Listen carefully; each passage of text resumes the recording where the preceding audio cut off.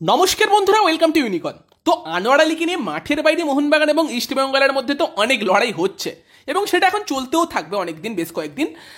কিন্তু যদি মাঠের মধ্যে 18 তারিখ তোমরা দেখতে পাও যে মোহনবাগানের তারকাখচিত আক্রমণ, যেখানে Dimitri Petratos, Greg Stewart, Jamie ম্যাকলারেনের এগেনস্টে উল্টো দিকে ডিফেন্স করছে ইস্টবেঙ্গলের জার্সি চাপিয়ে আনোয়ার আলী, তাহলে বুঝতে পারছো ডার্বিটা কতটা জমতে পারে। মাঠের মধ্যেও কিন্তু আনোয়ার বনাম মোহনবাগান স্ট্রাইকারদের লড়াইটা সেখানে হবে এবং সেটা হবার পসিবিলিটি কিন্তু বাড়ছে এখন। পিএসসি কিন্তু সিদ্ধান্ত দিয়েছে, কি সিদ্ধান্ত দিয়েছে তোমাদের সেটা জানাবো, তার সঙ্গে একটা গুরুত্বপূর্ণ আপডেটও দিয়ে দেবো। তো লাস্ট অব্দি ভিডিওটা দেখতে থাকো। আমাদের চ্যানেলে প্রথমবার এলে আমাদের চ্যানেলটিকে সাবস্ক্রাইব করে তার পাশের বেল আইকনটাকে অন করে দিও। তো প্রথমে যে আপডেটটা দিয়ে দিই সেটা হচ্ছে কালকেরই আপডেট, আমি দিতে মিস করে গেছিলাম, বাট অনেকে জেনেই গেছে অলরেডি। সেটা হচ্ছে যে আইএসএল শুরু হবার কিন্তু অফিসিয়াল ডেটটা চলে এসেছে। তো তোমাদের যেরকমটা আগে বলেছিলাম যে হয়তো 14ই সেপ্টেম্বর থেকে আইএসএল শুরু হতে পারে, তো তার একদিন আগে থেকেই আইএসএল শুরু হচ্ছে 13ই সেপ্টেম্বর। এটা কিন্তু অফিসিয়াল ডেট, 13ই সেপ্টেম্বর থেকে আইএসএল শুরু হতে চলেছে। কালকে কিন্তু অফিসিয়াল অ্যানাউন্সমেন্ট এটার এসে গিয়েছে। তো এটা হলো আইএসএল শুরুর অফিসিয়াল ডেট। এবার যদি আমরা বলি আনোয়ার আলীর ব্যাপারে পিএসসি কি সিদ্ধান্ত দিয়েছে, তো সেখানে কালকের ভিডিওটা দেখে নিও, যেখানে আলোচনা করেছিলাম যে মোহনবাগানের কি কি দাবি ছিল, ইস্টবেঙ্গল এবং দিল্লি এফসির কি কি দাবি ছিল। তো সেখানে সংক্ষেপে বলে দিই, দিল্লি এফসি চেয়েছিল যে আনোয়ার আলীকে যেন রিইন্টিগ্রেশন করার সুযোগ দেওয়া হয়, মানে দিল্লি এফসিতে ফিরে যাবার সুযোগ দেওয়া হয়, যেন পিএসসি সেটা অ্যাকসেপ্ট করে যে আনোয়ার আলী দিল্লি এফসিতে ফিরে যাচ্ছে সেই ব্যাপারটা, যেখানে পিএসসি 10 তারিখ অব্দি আনোয়ার কোথাও যেতে পারবে না সেটা বলে দিয়েছিল। তো সেখানে দিল্লি কালকে চেয়েছিল যেন আনোয়ারকে দিল্লিতে ফিরতে দেওয়া হয়, সেই সিদ্ধান্তটা আসে, যেটাকে ইস্টবেঙ্গল সমর্থন করেছিল। উল্টো দিকে মোহনবাগান কিন্তু চেয়েছিল যে আনোয়ারকে যদি পিএসসি ফিরতে দেয় তো দিক, তবে তার সঙ্গে সঙ্গে যেগুলো মোহনবাগানের দাবি ছিল যে ইস্টবেঙ্গল এবং দিল্লি এফসিকে ট্রান্সফার ব্যান দেওয়া হোক, তার সঙ্গে সঙ্গে আনোয়ারকেও একটা স্পোর্টিং স্যাংশন দেওয়া হোক, সেইগুলোর সিদ্ধান্ত যেন পিএসসি একসাথেই দেয়। বাকি ডিটেলে কালকে আলোচনা করা আছে। তো সেখানে যেটা সিদ্ধান্ত পিএসসি দিয়েছে সেটা হচ্ছে, যেটা দিল্লি চাইছিল সেটাই কিন্তু দেওয়া হয়েছে। আনোয়ারকে কিন্তু দিল্লি এফসিতে ফিরে যাবার জন্য পিএসসির তরফ থেকে গ্রিন সিগন্যাল দেওয়া হয়েছে যে আনোয়ার এখন দিল্লি এফসিতে ফিরে যেতে পারে, সোজা কথায় বলতে গেলে এই ব্যাপারটা। এবং সেখানে দিল্লিতে ফিরে গিয়ে আনোয়ার তার নিজের পছন্দ মতো ক্লাবে সই করতে পারে, যে ক্লাবটা হচ্ছে ইস্টবেঙ্গল। তো সেখানে ইস্টবেঙ্গলের সঙ্গে প্রি কন্ট্রাক্ট তো অলরেডি আনোয়ারের সাইন করা আছে, পার্মানেন্ট ডিলটাও আনোয়ার এবার সাইন করতে পারে। মোহনবাগানের এনওসি লাগবে না, পিএসসি কিন্তু যে সিদ্ধান্ত দিয়েছে সেটা ওয়াইজ কিন্তু আনোয়ার এনওসি পেয়ে গেছে, সেটা ধরতে পারো। মানে এই মুহূর্তে দাঁড়িয়ে আনোয়ারের সঙ্গে মোহনবাগানের আর কোনো সম্পর্ক নেই, যেটা মোটামুটি প্রথম হিয়ারিং এর পরে ক্লিয়ার হয়ে গিয়েছিল। তবে যেটা এনওসি, নো অবজেকশন সার্টিফিকেট, অন্য কোনো ক্লাবে জয়েন করার ক্ষেত্রে সেটা কিন্তু পিএসসির যে আজকে ডিসিশন এসেছে সেটাকে ধরতে পারো, যে আনোয়ার কিন্তু দিল্লিতে চলে গিয়েছে এবং সে কিন্তু এখন ইস্টবেঙ্গলে সই করতে পারে, কোনো অসুবিধা নেই। এবং সে কিন্তু খেলতেও পারে, 18 তারিখ ডার্বিতেও খেলতে পারে। আর সম্ভবত সেটাই কিন্তু হতে চলেছে, তার কারণ হচ্ছে আনোয়ার তো এমনিতেই পিএসসিতে বলে দিয়েছে আমি ইস্টবেঙ্গলের প্লেয়ার। আনোয়ারের লয়ারের তরফ থেকে বলা হয়েছে, যেই ব্যাপারটা আগের হিয়ারিংয়েই ক্লিয়ার হয়ে গেছিল। এবং সেখানে বোধহয় পার্মানেন্ট ডিলটাই সই করা বাকি আছে।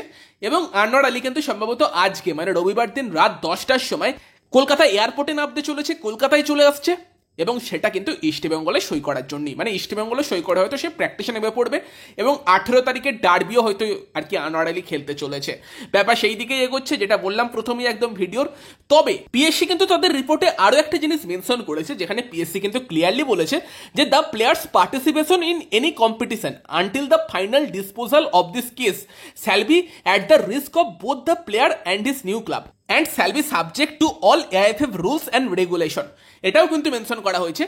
মানে পিএসসির কিন্তু পরের হিয়ারিংটা হতে চলেছে 22শে আগস্ট বিকেল 5টা থেকে। যেহেতু ইস্টবেঙ্গল এবং দিল্লি এফসি তাদের রেসপন্সটা দেবার জন্য 10 দিন সময় চেয়ে নিয়েছে, তো 22শে আগস্ট কিন্তু এর পরের পিএসসি মিটিংটা হতে চলেছে, যেখানেই সম্ভবত কিন্তু একটা ফাইনাল সিদ্ধান্ত আসবে যে সেখানে আনোয়ার আলীর যেই টার্মিনেশন, সেটা তো ইল্লিগাল, আনোয়ার তো ইল্লিগালি কন্ট্রাক্ট টার্মিনেট করেছে, সেটার কনসিকুয়েন্স কি হবে, যেগুলো মোহনবাগানের দাবি, এই ক্লাবদের ট্রান্সফার ব্যান দেওয়া, আনোয়ারকে স্পোর্টিং স্যাংশন দেওয়া, সেইগুলোর ব্যাপারে সিদ্ধান্ত কিন্তু পিএসসি 22 তারিখ দেবে। এবং তার আগে যদি কোনো ক্লাব আনোয়ারকে সাইন করিয়ে খেলায়, যেটা ইস্টবেঙ্গল করতে চলেছে, সেখানে কিন্তু সেই ক্লাবকেও কনসিকুয়েন্স বা রিস্ক ফেস করতে হবে। মানে ইস্টবেঙ্গলেরও ট্রান্সফার ব্যান খাবার যে পসিবিলিটি, সেটার কথা এখানে হয়তো মেনশন করা হচ্ছে। তবে ইস্টবেঙ্গল তো রিস্কটা নিচ্ছে এবং রিস্কটা নিতই, এটা ক্লিয়ারই ছিল। তো সেই জায়গায় কিন্তু আনোয়ার সম্ভবত ডার্বিটা কিন্তু খেলতে চলেছে 18 তারিখ ইস্টবেঙ্গলের জার্সি পরে। এবং সেই ম্যাচে আনোয়ারকে আমরা হয়তো মোহনবাগানের এগেনস্টে দেখতে পেতে চলেছি। অবশ্যই যদি আর কি কোচ কার্লেস কুয়াদ্রাত মনে করে যে একদম সে খেলার মতো জায়গায় আছে, তাহলে কিন্তু 18 তারিখ মোহনবাগানের এগেনস্টে ডার্বিতে আমরা আনোয়ারকে ইস্টবেঙ্গলের জার্সি গায়ে দেখতে পাবো। তবে তারপর গিয়ে 22 তারিখে সিদ্ধান্ত আসবে, এর পরের সিদ্ধান্ত, যদি না মোহনবাগানের মাঝে কোনো অ্যাপিল করে, যেই অ্যাপিলের মাধ্যমে আনোয়ারকে আটকে রাখা সম্ভব, মানে খেলতে না দেওয়া সম্ভব, যদি সেরকম কিছু হয় অন্য কথা। বাট যেটার দিকে পরিস্থিতি এগোচ্ছে সেটা এটাই, যে আনোয়ার হয়তো 18 তারিখ তোমার ইস্টবেঙ্গলের জার্সি গায়ে ডার্বিটা খেললো, দেন 22 তারিখ সিদ্ধান্ত এলো, এবং যদি আনোয়ারের উপর সেদিন গিয়ে স্পোর্টিং স্যাংশন লাগে, তো 22 তারিখ থেকে যতদিন অব্দি স্পোর্টিং স্যাংশন লাগবে ততদিন অব্দি কিন্তু আনোয়ার খেলতে পারবে না। মানে সেটার একটা পসিবিলিটি কিন্তু থাকছে যে 18 তারিখ আনোয়ার খেললো, দেন 22 তারিখের পর থেকে আবার ব্যান খেয়ে গেল, হতে পারে, সেটা পসিবিলিটির কথা বলছি। বাকিটা তো আমরা 22 তারিখেই দেখতে পাবো। তবে তার আগে 18 তারিখের ডার্বিটা কিন্তু জমে ক্ষীর হয়ে যাবে যদি উল্টো দিকে আনোয়ার নামে। সত্যি খেলা হবে, সেইটা একদম মানে সেই কথাটা পূর্ণতা পাবে যে সত্যি একটা খেলা হবে সেই দিন। কারণ প্রথমত আনোয়ারকে মোহনবাগান ডুরান্ডে রেজিস্টার করানোর চেষ্টা করেছিল, কিন্তু তারপর গিয়ে যদি আনোয়ার ইস্টবেঙ্গলের হয়ে প্রথম ম্যাচটা মোহনবাগানের এগেনস্টে খেলে, সেটা কিন্তু মানে সেই ম্যাচটার কথা ভেবে এক্সাইটিং লাগছে, মানে সেই ম্যাচটা কিন্তু জমে যেতে পারে। বাকি দেখা যাক, যে আপডেটগুলো আসবে তোমাদের দিতে থাকবো। বাট এটা কিন্তু একটা হিউজ ডেভেলপমেন্ট যে আনোয়ার কিন্তু এখন ইস্টবেঙ্গলের জার্সি পরে 18 তারিখের ডার্বিটা খেলতে পারে, যেটার পসিবিলিটি কালকের ভিডিওতেই জানিয়েছিলাম যে আনোয়ার কিন্তু ইস্টবেঙ্গল চেষ্টা করছে তাকে ডার্বিতে খেলানোর, সেটাই কিন্তু হতে চলেছে। বাকি তোমাদের মতামত দিও, কি বলবে। ভিডিওটা ভালো লাগলে ভিডিওটাকে লাইক করে দিও, শেয়ার করে দিও, আমাদের চ্যানেলে প্রথমবার এলে আমাদের চ্যানেলটিকে সাবস্ক্রাইব করে তার পাশের বেল আইকনটাকে অন করে দিও। তো চলো গাইস, এই ভিডিওতে এই পর্যন্তই, বাই বাই।